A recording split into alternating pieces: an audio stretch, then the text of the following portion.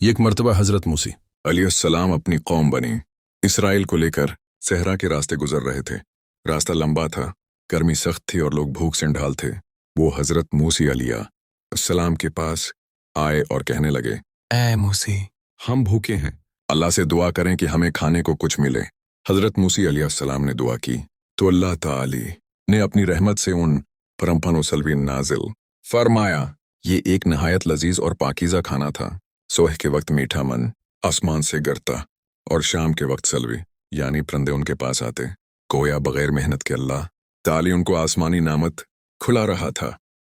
शुरू में तो बनी इसराइल बड़े खुश हुए और अल्लाह का शुक्र अदा किया, लेकिन कुछ दिन गुजरने के बाद उनकी फितरत सामने आ गई। वो हजरत मूसी अलैहिस्सलाम के पास फिर आए और कहने लगे, हम रोज रोज ये खा खा कर थक गए हैं, हमें दाल, सब्जियां, प्याज और खीरे चाहिए। हजरत मूसी अलैहिस्सलाम ये सुनकर बहुत रंजीदा हुए और गुस्से से फरमाया, क्या तुम अल्लाह के दिए हुए बेहतरीन रिज़्क को छोड़कर दुनिया की घटिया चीजें मांगते हो? ये तो नाशकरी है।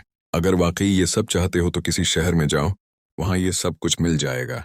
ये उनके लिए एक इम्तिहान था, लेकिन अक्सर लोग इस इम्तिहान में नाकाम हो गए और नाशकरी करते रहे। याद रखो, शक्र करने वाला हमेशा कामयाब रहता है और नाशकरा कभी खुश नसीब नहीं होता। मजीद ऐसे वीडियो के लिए हमें फॉलो और सब्सक्राइब जरूर करें।